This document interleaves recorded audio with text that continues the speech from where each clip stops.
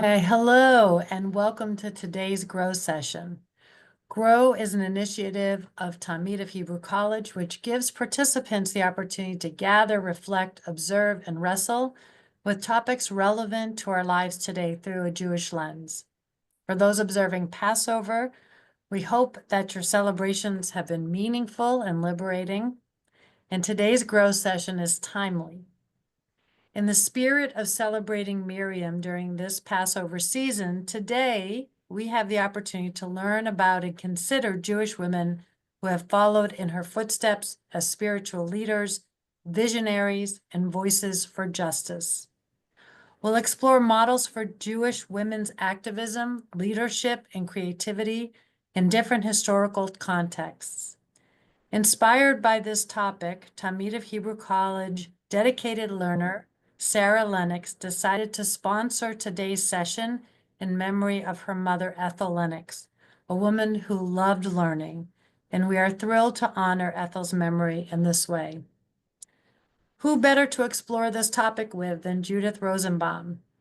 Judith is the CEO of the Jewish Women's Archives, a pioneering digital archive that documents Jewish women's stories, elevates their voices, and inspires them to be agents of change.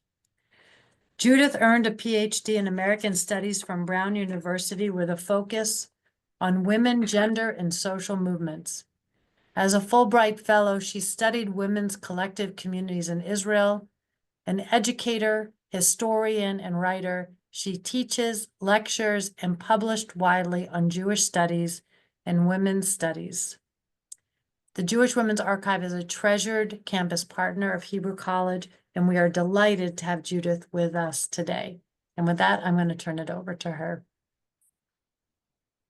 Thank you so much, Kim, and thank you all for being with us today. It is wonderful to see some familiar faces and some new ones. Thank you, Sarah, for sponsoring this in honor of your mother's memory. It is my honor to teach in her memory. So thank you so much. As you heard, I'm Judith Rosenbaum, CEO of the Jewish Women's Archive. I am trained as a historian, been working in the field of public history for about 25 years now. And I do this work because I am passionate about history, about Jewish community, about women's stories, and because I believe that history matters. I don't think I need to say that to you today. It is pretty clear from the current attacks on history that history must be very important, or it wouldn't be in the process of being erased. We don't pay a lot of attention to erase things that don't have power. So we know how important it is to be able to hear different kinds of voices and how threatening that is to some people. So it is my honor to be able to do the work of continuing to lift those voices up. For those of you who are new to JWA, I'll just say a few words about our work. We are a digital archive. We were founded in the early days of the internet and have been growing and adapting along with it. Our mission is to document Jewish women's stories, elevate their voices, and inspire them to be agents of change, which really means transforming how we think about history and who makes history, and making sure that everyone understands that we are all history makers. Unlike a traditional archive, our emphasis is on access because we believe this is your story. It belongs to you. You should be able to delve into it and play with it in any way and from any place. We also believe that history is a tool for social change. History is primarily the study of how change is made. So if you're interested in making change in the world, it would behoove you to delve into history and learn from that. We need to know what came before in order to be able to build on it and make progress. And in that sense, history is really not just about the past. It shapes our understanding of ourselves, of the world, and what we are able to imagine for the future. So JWA provides context and lessons from history for the pressing issues of our time through all kinds of resources, educational materials, online exhibits, public programs, virtual book club, all kinds of learning opportunities. We are the largest repository of material on Jewish women, and we have really two goals in our work of documenting Jewish women's history and amplifying Jewish women's voices. One is repairing the Jewish historical tradition, that is, returning absent voices to the narrative. And the other, as I said, is really forward-looking, which is transforming our understanding of the past and therefore of what's possible. We also, as you'll see from this session today, work on expanding what is considered a Jewish text to include historical texts and texts that represent women's voices and experiences. And that feels particularly meaningful for Passover because as we're celebrating liberation and becoming a people, part of becoming a people means recognizing who is among us and hearing the full range of Jewish voices and being able to draw on this deep well of wisdom so that we can experience the fullness of our peoplehood. So in that spirit, I framed this session around Miriam because, of course, it is Passover and we have this wonderful and creative example of women's leadership. We're not going to spend a lot of time talking about Miriam because I want to get to our historical examples, which, of course, I always put together these sessions and I start out with like 50 examples that we could talk about, and then I have to figure out how to boil it down. And of course, I picked a few stories that I happen to love teaching, but there are thousands more in the archive that I could have drawn on. And I will encourage you to delve into JWA to explore further after this session. But before we start, what are some of the attributes that you think of when you think of Miriam's leadership? We see Miriam in not so much in the Haggadah itself, but in the text of the story of the Exodus in various places. Sarah, I see you've raised your hand. She was self-determined Say in a way more that about what you well, mean. I mean, yeah. She knew her strengths and her capabilities, and she used them, whether or not they were necessarily requested. Um, in the Song of the Sea, it's always struck me when you get to the end of that passage that she leads a group of women to come together as a collectivity, whereas they all started off as individual people, passing through. She had an ability that she used. She knew it and she used it. Wonderful. Okay, so being able to bring people together to insert herself with that leadership, maybe in ways that she wasn't invited to, but where she saw an opportunity. One of the things I love about that piece of the story of Miriam gathering the women to celebrate upon their survival of crossing the sea is that they pull out instruments, which is perhaps surprising given that they have just run from their homes and didn't even have time to let their bread rise. So it's an interesting question around what do you take with you when you're, what are your most essential items? And for Miriam, one of those essential items was her timbrel, right? She believed that in this escape, they were going to have opportunities for celebration and joy and music in the future. And that was part of the vision that she brought. Thank you. What else? Any other attributes of Miriam's leadership that come to mind? Toby. Hi, Toby.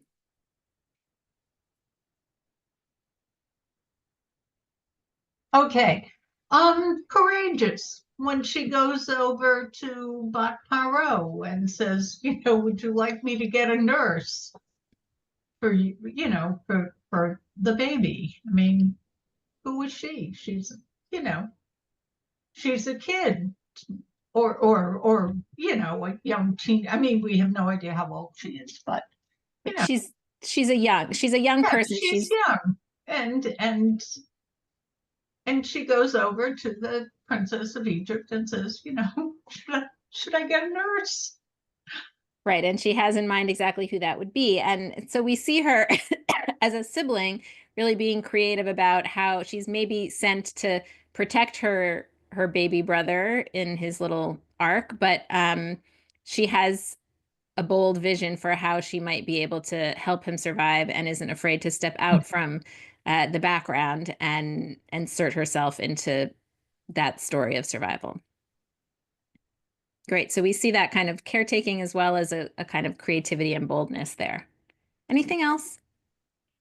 Terry Grossman just wrote, and Miriam, throughout her life, we learned about her, how she was focused, positive, and persevered. Thank you, Sherry. I'm thinking also about the midrash that Miriam was accompanied by a well that provided water to the Israelites throughout the desert. And to me, that's just such a symbol of leaders needing to think about what are the resources that people need to survive and to thrive, from the most basic things like water, but also to, as we said, to music, to other kinds of needs that we have, and being present to fulfill those needs and to make survival in its fullness possible. Anything else? Okay, well, there's so much more we could say about Miriam, but I hope we can take a little bit of that sense of her creativity and vision and boldness and perseverance and joy and survival with us into this conversation, and think about where we might find those elements in other people. So I want to start with somebody who is a figure who is very much owned by Jewish history, although she is really known for only one part of a much larger career and impact that she had, and that's Henrietta Zold. And I'm going to share my screen so that you can see some images. Okay, can folks see that now? Okay, great. And you're still seeing it, right? Okay, great. So Zold, of course, is most famous as the founder of Hadassah, which she founded in 1912. But of course, she has a much bigger story than that. She was born in Baltimore in 1860. She was the oldest daughter of a rabbi who had only daughters, so he educated her as he would a son. And that's a whole other course I could teach on the daughters of fathers who had no sons and what happens in that situation. But she became an educator with the population that was very present at that time, which was the refugee population from Eastern Europe. She also became a writer who published essays on the Jewish issues of the day, from the issues of immigration and the kinds of complexity around the large growth of the Jewish community and the refugee population. Also on Zionism, she published her first essay on Zionism in 1896, 1 month before Theodor Herzl published his first Zionist writings. She became the head of the Jewish Publication Society, and as an editor and translator, influenced Jewish scholarship there. She was also a special student at the Jewish Theological Seminary, under the condition that she would not try to seek rabbinic ordination. That was the deal by which she was allowed to study there. And she became a really active member of the intellectual community there, also helping many professors with editing and translating and writing. She traveled to Palestine for the first time in 1909 when she was 49 years old. She was really shocked by the poverty and disease there, and returned to the US with a determination to organize Jewish women in America to help. And that led to the founding of Hadassah, which, of course, through Hadassah, she built the medical, educational, and social services infrastructure of the state of Israel. She made Aliyah to Palestine in 1920 when she was 59. She faced sexism in Palestine as she did in the US, but there was more opportunity for women in a place where there was a building happening. She was a really creative person. And she had a lot of ideas about what the state of Israel should be. She supported a binational state, a piece of her legacy, which is sort of on the down low these days. She was also a founder of Youth Aliyah, and as such saved thousands of children from the Shoah. I think it's important to know her fuller story so that we can understand more about the social context of the time. But today we're going to look at a more private moment of her leadership. And that is a letter that she wrote in 1916 after the death of her mother, when a male friend offered to say Kaddish on her behalf, because of course it was not accepted practice at the time for women to say Kaddish on their own. So I think we put a link in the chat, or we're about to put a link in the chat for a text sheet. And when folks have that open, I'm hoping someone will volunteer to at least start us off with the letter from Henrietta Zold to Chaim Peretz. And if you're willing to read, you can unmute and read. I can't see everybody because of the slides, so I might miss you if you've raised your hand.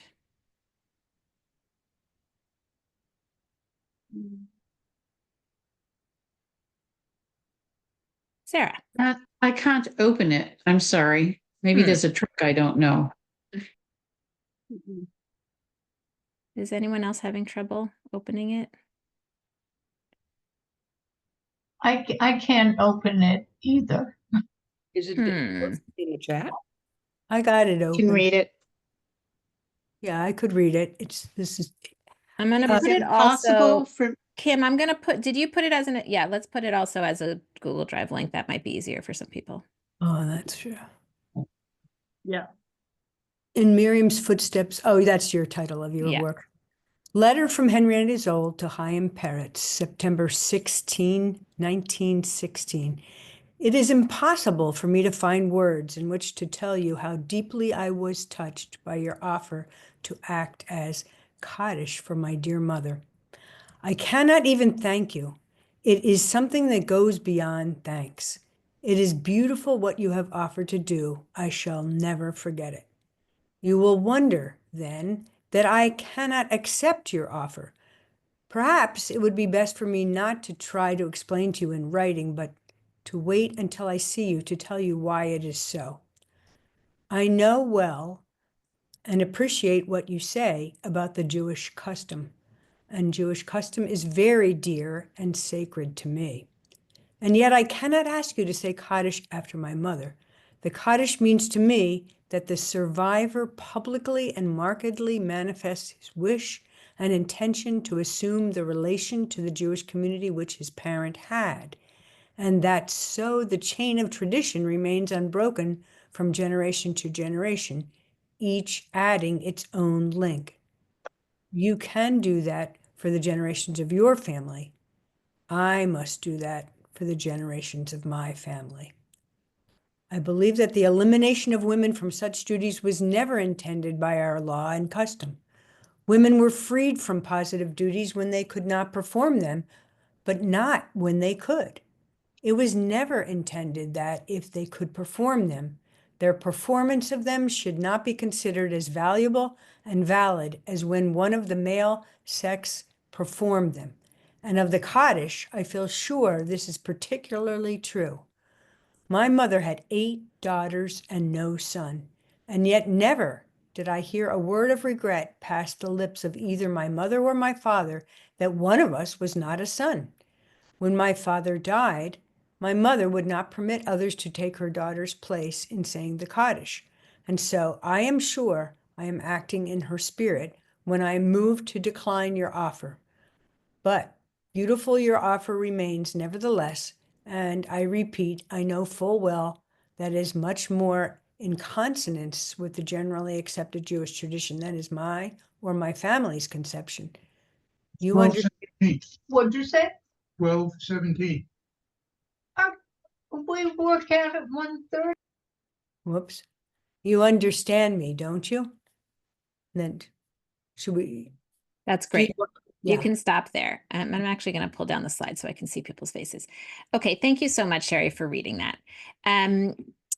Okay, so any initial thoughts about this letter? What do you notice? Hmm. Kim? This I could just say the strength of commitment Hmm, and clarity of her conviction. she's very clear. Kim, go ahead.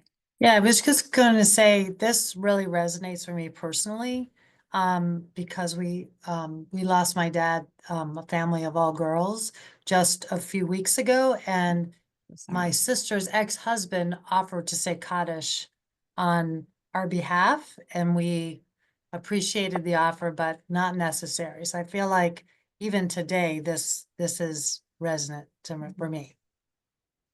Yeah, there is such a long history of, sorry, my dog is hearing something outside. There is a really long history of the experience of wanting to say Kaddish or trying to say Kaddish or not being allowed to say Kaddish, as a kind of awakening moment for Jewish women to feminism.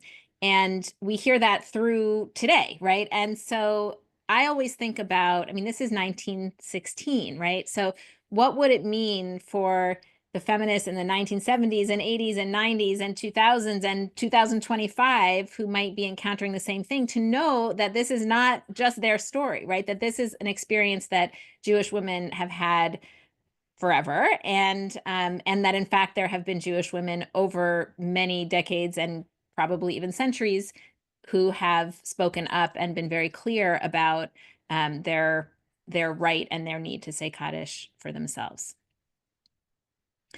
What are the arguments that Zold is making here?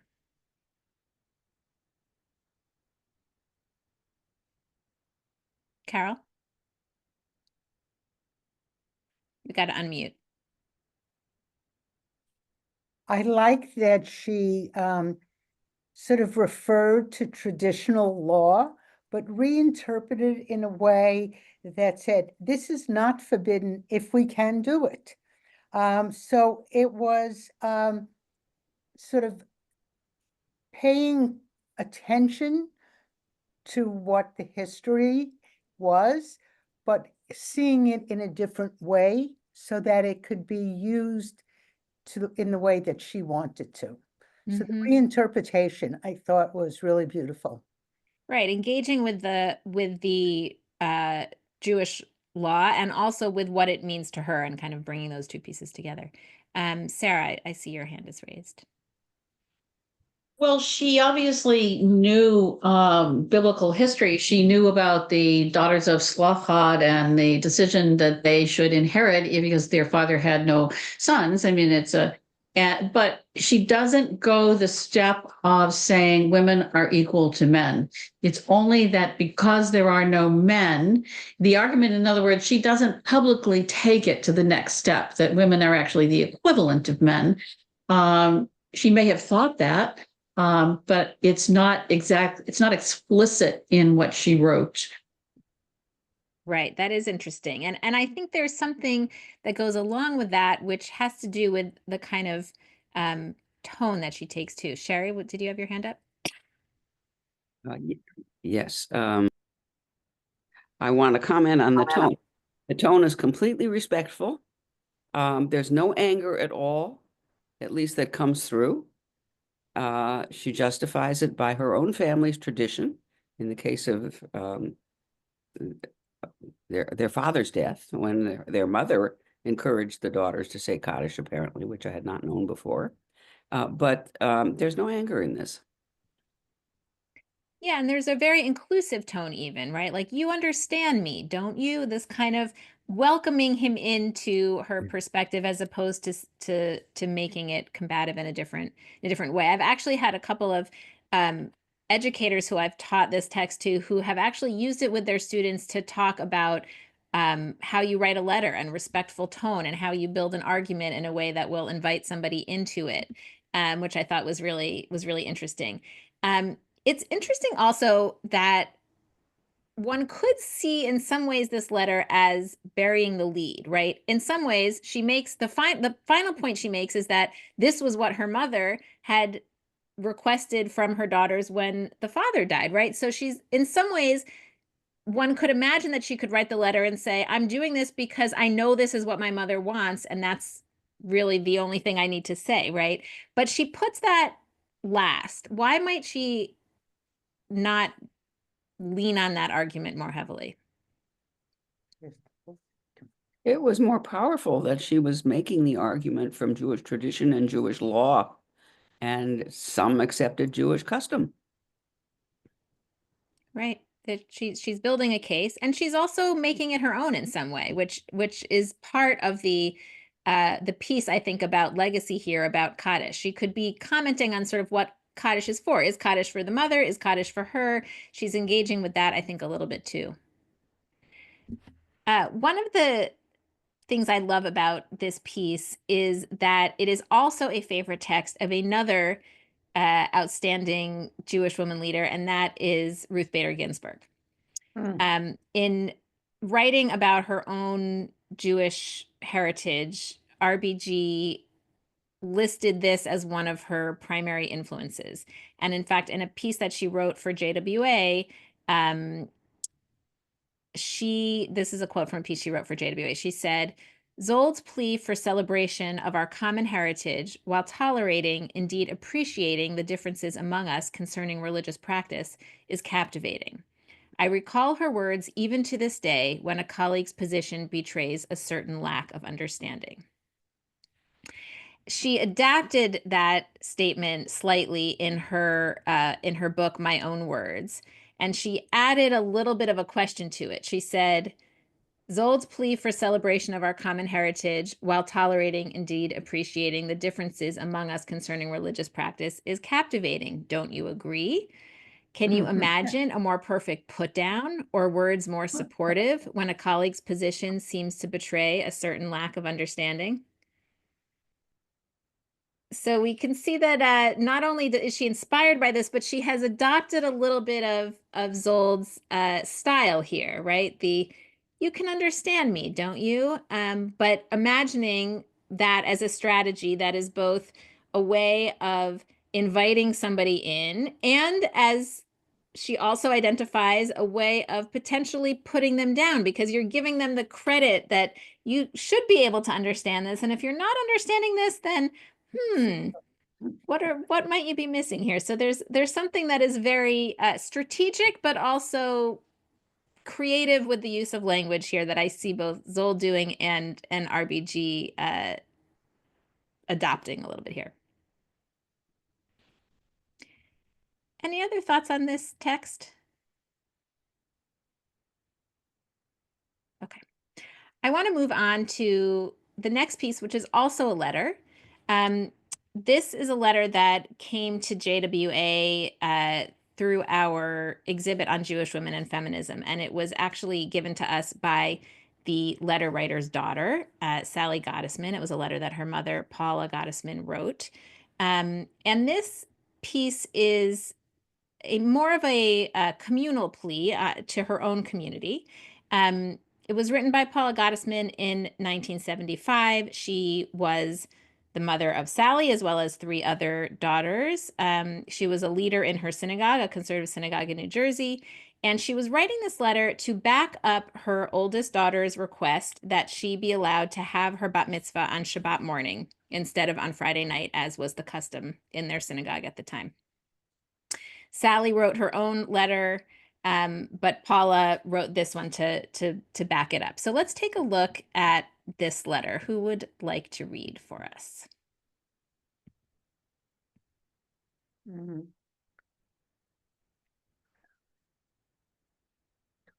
Anyone want to volunteer? Otherwise, I can read. How do we access it? Yeah, It's on that same document, just that had the Henrietta Zold letter just further down on the page. whoops, let me get back. I'll read if you want. Thank you. The religious education that girls receive today is equal to that of the boys. Girls and women are leaders of your Wait, organization. you missed the very opening of it, sorry, which is on the page before it. Oh, Begins, dear ladies and gentlemen of the Ritual Committee. okay.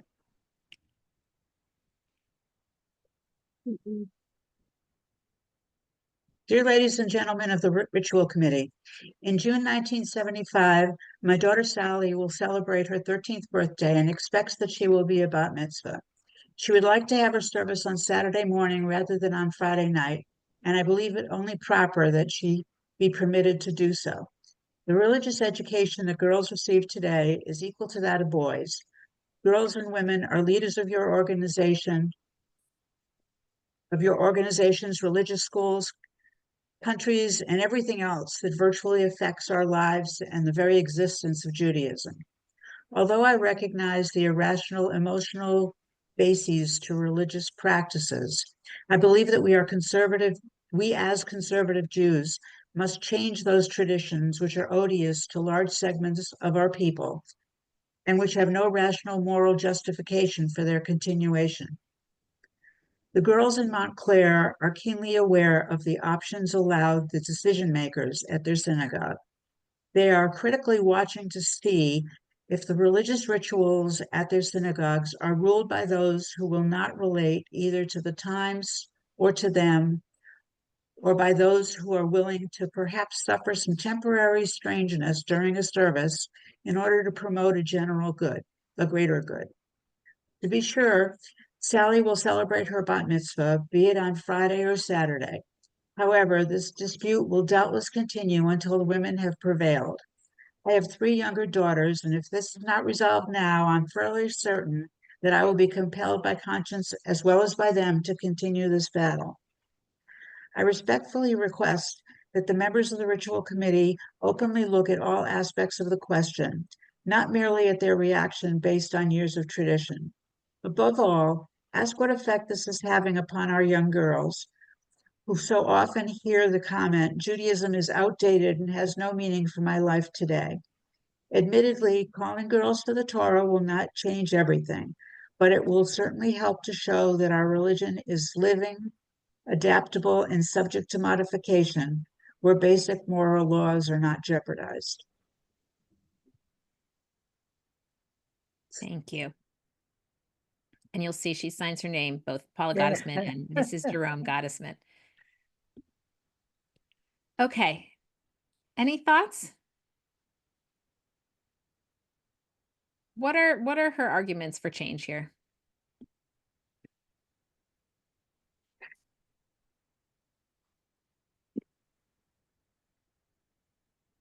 She's looking at the future and engaging the next generation as a beginning argument. The idea that Judaism is dynamic and adaptive, and that engaging the next generation is going, it's something we have to pay attention to and really do intentionally.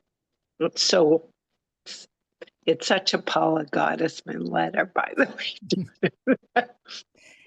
And I love to tell some of the stories of when you look at the history of bat mitzvah, mothers were actually really important in the history of bat mitzvah. Daughters too, of course. Daughters in large part advocating for themselves, but also pushing their mothers, and their mothers recognizing the kind of role that they believe they have to play there, both in terms of the authority and power that they might be able to wield, and also the responsibility they have to their children if their children, in fact, want to carry on this legacy. I see a hand raised, Paula.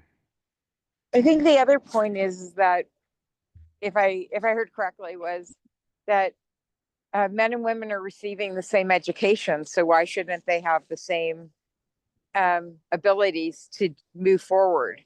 And I think this touches personally for me, because the temple that I belonged to growing up was one of the first temples that made it really clear that they were going to bat mitzvah women on Saturday. And so, but it's equal opportunity. If they're doing just as much and they're doing all the work, why shouldn't they have that? And I also really appreciate her saying, this isn't the first time you're going to hear from me. Like, if you deny me now, get ready, because I have more girls that are going to be coming up, and I'm going to ask for the same thing. And she does it in such a gentle, yet like forceful way. I was laughing when you read that. Right, exactly. Sherry, and then Sarah. This letter is a little more combative, and including the threat that Paula just mentioned. If you don't give it to me this time, you'll hear from me again. Right. But we're the not going rationale was you're going to lose the girls. Otherwise. Exactly. Yeah. And this is being written in the mid-70s. There's a beginning to be a really big emphasis on this question of Jewish continuity. How are we going to get, the next generation to care? How will this continue? And one of the really powerful arguments of feminists in this period, and I don't need to tell many of you, because I know that some of you were those who were articulating this, but was pointing out, like, if you are concerned about Jewish continuity, how about you don't write off half of the Jewish population? And you think about the people who actually are asking to be included. We're not the ones who are, not there, and you're bemoaning, like, how do we find you? We're the ones who are actually here and saying, hi, hello, I'd like to participate. And then the argument also about education, right? That we actually, if there's a hypocrisy here, that if you have if we know the same things, why would we not have the same rights to, to use that knowledge? Sarah and Evelyn? Well, looking at this from the perspective of having been a radical feminist in the late 1960s, I'd have to say that there's an aspect of moderation in this letter, which I find kind of remarkable. She identifies herself both as her individual person, but also as her status as a married woman with the name of her husband, giving her an authenticity. In other words, using that in perhaps a strategic way. What she thought about it, I have no idea. But in addition to that, it is a real challenge to the definition of Judaism in terms of the tradition doesn't change. It's the same. It was given. It's the way it is, and raises a real theological issue, I think, about that becomes evident, over time, in other strands of Judaism, until the present day. Mm-hmm. So Yeah, it's a challenge to that. Well, I think that your points about the authority here that she's wielding are really important, both wielding this very traditional authority of like, hi, I'm a macher in this community, and also being willing to engage in what is the theology of the conservative movement. You claim that you believe in, tradition and change, and let's see what that actually looks like. Here's an example of that. So there's a I think a strategic and creative way of wielding authority there. Evelyn. It's also recognizing a trend that has continued to this day, that it's largely women who are involved in the day-to-day administration of many Jewish organizations, including temples. Absolutely. And that, right, increasingly true now, but even beginning then. And right, that's another piece of authority, saying if we are the ones who show up, we have a voice in making these kinds of decisions, but also speaking very much as a mother and saying, I am representing, I'm speaking on behalf of my daughters who I have brought into this community. Sally, as I mentioned, wrote her own letter, making some of these same points about, I've been educated in the same way, and so I'm not sure why I can't use that education. And she was allowed to have a Saturday morning bat mitzvah, and that was a real source of pride for her. And she, in a piece that she wrote for JWA around these documents, said, this event had profound personal significance, teaching me that I could influence Judaism and make a difference among Jewish people. So I think that sense of understanding that the communities that we are part of, we also have a responsibility and an ability to change, and that is part of not only changing the specific instances of our own lives, but really affecting what Jewish community looks like, and therefore what it means to be part of the Jewish people. So I think that, often as I think Kim mentioned in my introduction, my own background is on social movements. And I also love looking at these pieces that are very personal one-on-one interactions, because I think sometimes we have this sense of how social change happens that is very large and powerful and wonderful. And I certainly am a big believer in collective action and what we can accomplish when we act together. And I think it's also really important for us to understand what those individual actions that we each take that all become part of those larger movements, and that are often inspired by movements, and then also inspire others to see themselves as part of something larger. So I think that relationship is important. And of course, I think it's important for us to not only celebrate the known leaders like Zold, but also the, everyday people who are, part of communities and doing their work as daughters, as mothers, as individuals who are just showing up day to day in various ways. They may not be the ones who are out front. Any other thoughts on this letter?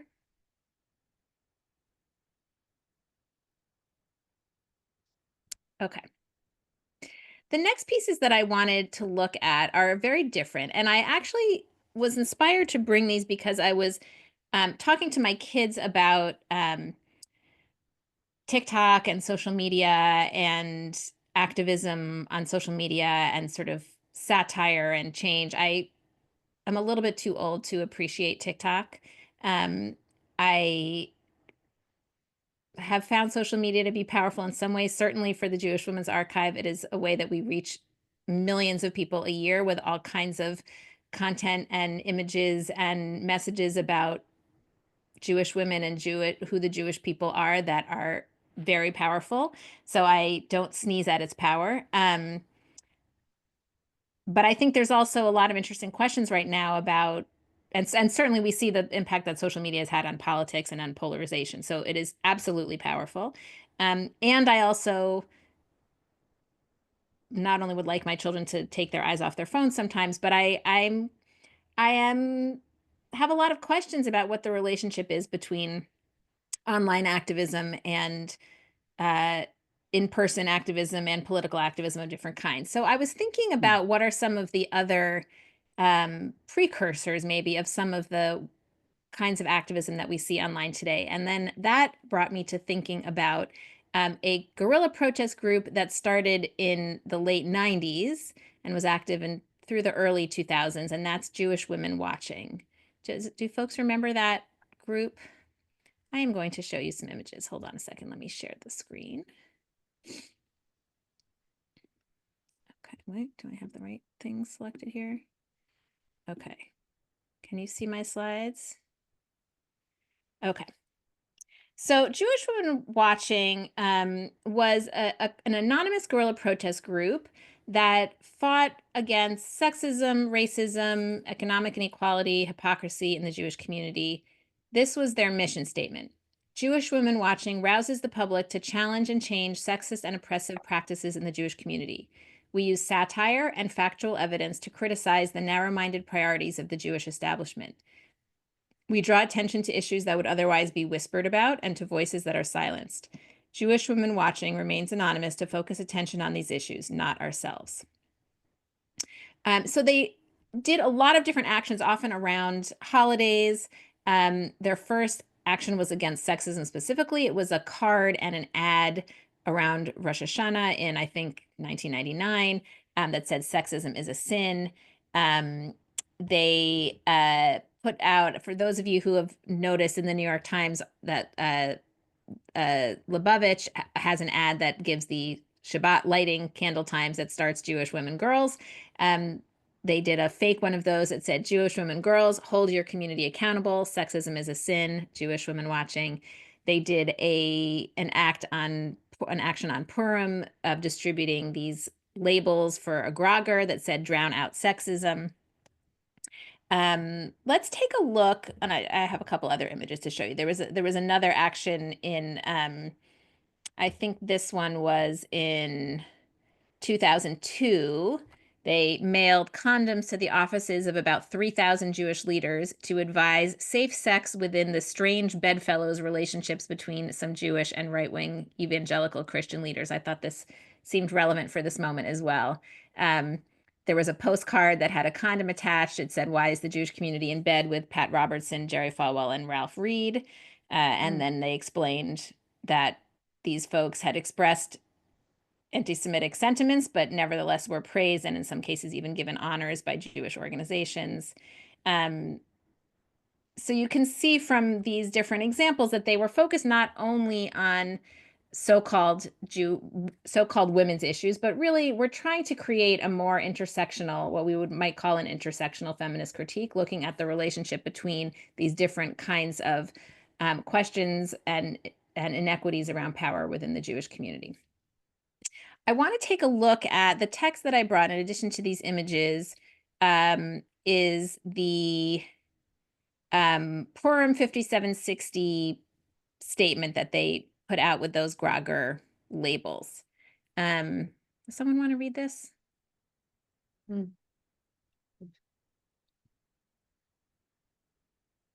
I'll read this just for the sake of time.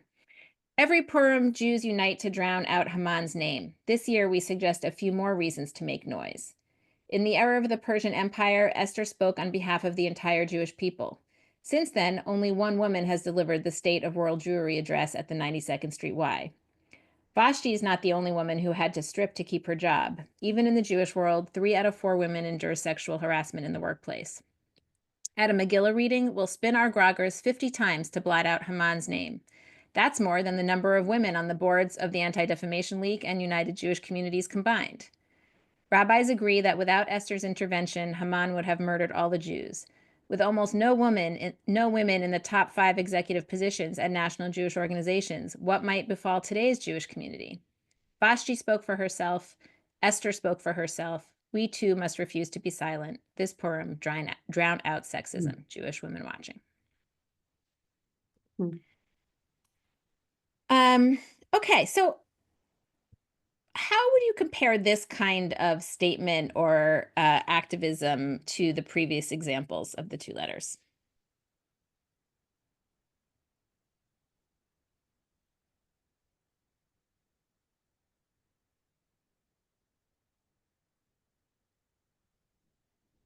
How does it land for you? Powerful, funny, effective? It's much more in your face, much more challenging, less kind of, instead of in some ways acknowledging and acknowledging in not a damning way the traditions and what has been existing as accepted practice. This is really an in-your-face tone. Definitely. And demanding something broad, right? Paul, I saw you have your hand up, and then Sarah. Yeah, I'm not sure if this is going to come out correctly, but in the first letter, it was really, really well done, but it was almost a soft, gentle, let me adhere to the man. And then we see the letter about having a bat mitzvah that's very strategic and saying, I don't want to sit back and let this be okay. And I'm not going to ask for permission. I'm going to basically tell you, if you don't allow me now, I'm coming back at you over and over again.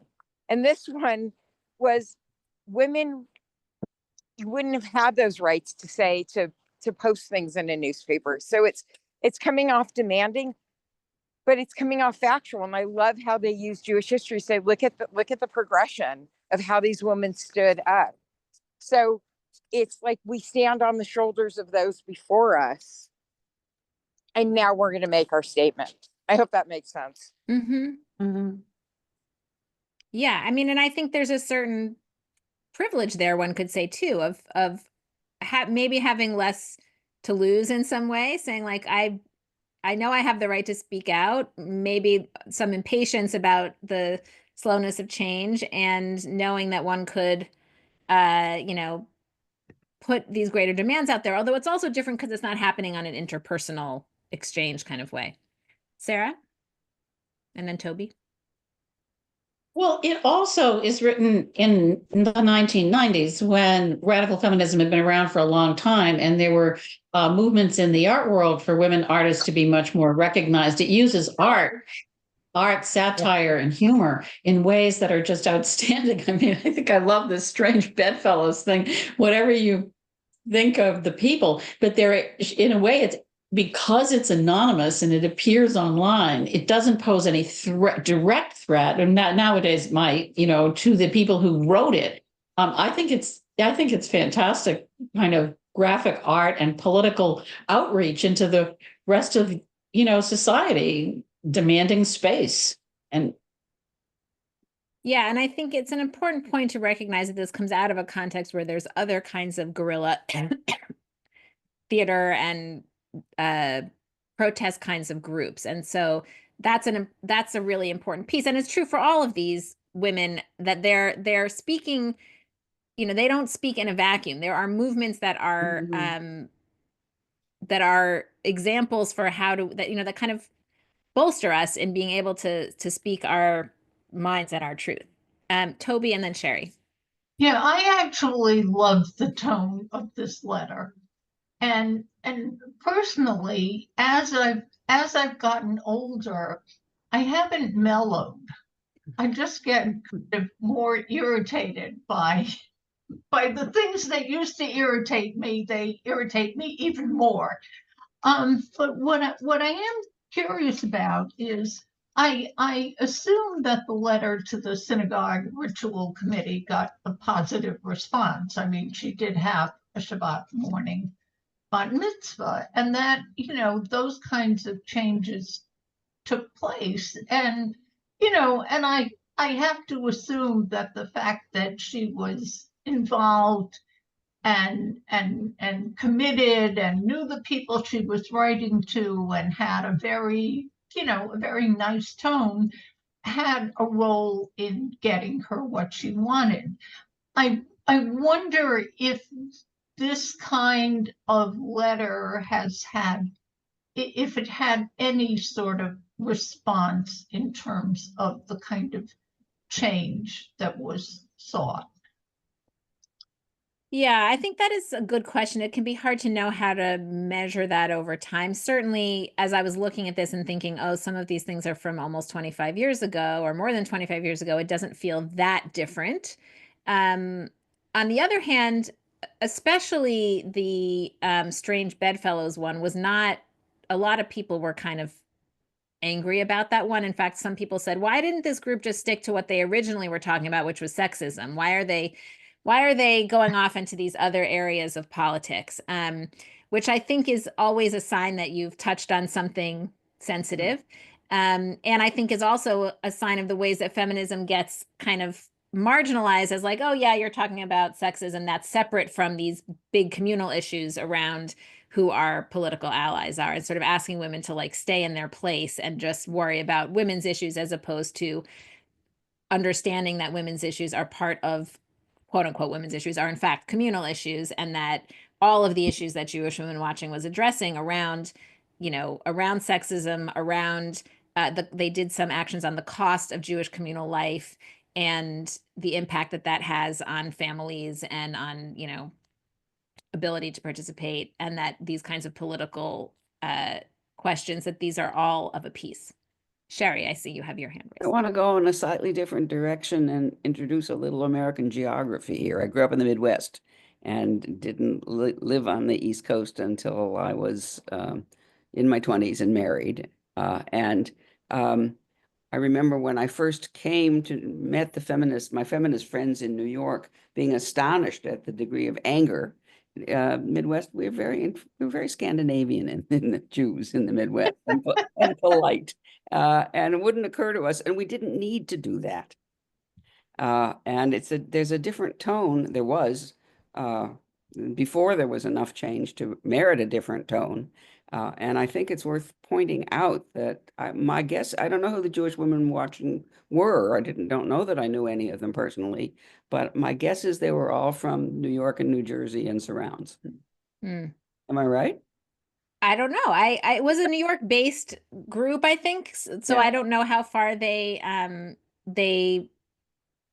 you know, recruited from, but I think it's an important point that there are definitely cultural differences in how people express themselves and make demands. And we see that over time in some of the tones of these pieces, although RBG and Henrietta Zold share something, and maybe that has something to do with how far RBG got. But I think you're right that there are a lot of cultural differences there as well. And actually the last, I know we're almost out of time, and we won't have time to talk about the last text, but I want to leave you with it because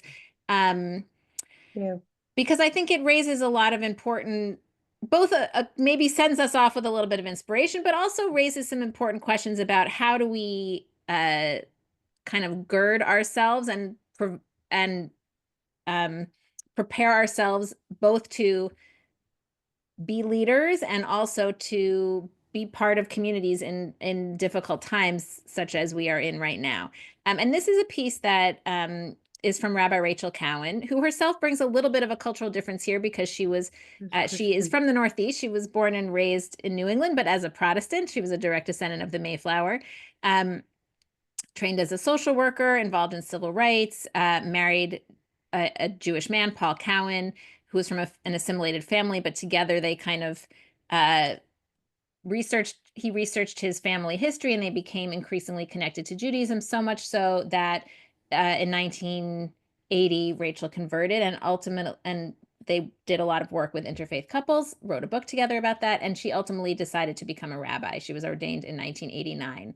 And she was a leader in many ways, particularly around healing. She's considered sort of the mother of the Jewish healing movement, a lot of work around illness and dying. She also ran a really important Jewish foundation that helped fund new approaches to spirituality and social justice and interfaith relationships. She is one of the founders of the Institute for Jewish Spirituality. So I know Carol will appreciate this. And Rachel very sadly died in August of 2018 of cancer. But even in her death, she was really teaching her friends about healing and letting go. She was very well positioned to do that work, both personally and professionally. So this is a piece that this was advice she gave to new rabbis when she spoke at their ordination in 2011. She said, "You don't have to be Ben-Gurion or Golda Meir or Gandhi or Martin Luther King. You just have to be your most authentic, courageous, and inspiring self, to trust your heart and keep opening it wider, to be generous, compassionate, patient, collaborative, thoughtful, to be grounded in texts that speak to your lives and those of your people, to speak of God in your authentic way, in terms that help your people overcome their alienation and find a Jewish link to the transcendent, to have the equanimity that can embrace paradox and can welcome conflicting opinions, to speak wisely and help others end this dreadful scourge of turning political differences into personal attacks, to be able to hold the terrible grief of those who suffer in your communities without becoming traumatized yourself, so you can celebrate with true joy the simchas of others and come home with full attention to your families."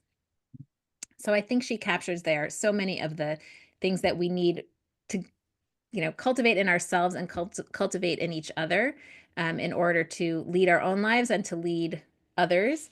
I think it harkens back a little bit to Miriam and brings in some of the themes that we talked about in the other examples that we talked about today. And I think also, I began by talking about the dual goals of repairing the tradition by returning absent voices and transforming our understanding of the past and how change has made. These are just a tiny, tiny, tiny sample of Jewish women's voices that we should be including in the long tradition of leadership and Jewish wisdom, and that will hopefully lead to the continuing unfolding of liberation for our people and for the world. So I wish you a good rest of Passover. I encourage you, of course, there's Rachel Cowan. Sorry, I forgot to show that image. To visit the Jewish Women's Archive, follow us on social media, listen to our podcast, participate in other learning opportunities with us. And thank you all for being with me today. Thank you, Judith. Just another moment before we let you all go. What an inspiring hour we've just been a part of. Thank you so much. And thank you to Sarah for sponsoring today's session in memory of your mom. If others are interested in sponsoring future growth sessions or in someone's memory or to mark a special occasion, please be in touch. And even though the academic year is drawing to a close, Talmid of Hebrew College offers classes throughout the year, including the summer. So we invite you to check out our course catalog for some really inspiring courses that will be starting later this spring and into the summer. And to let you know that we have one final growth session scheduled for May 12th, where we will highlight another campus partner from the Jewish Studio Project. Rabbi Adam Levitt will present what is creativity and why does it matter. And I know my colleague Laura put the link in the chat. And we hope that you have a wonderful rest of the day. And again, thank you so much for being with us today. Bye, everyone. Thank you. Thank you. Thank you.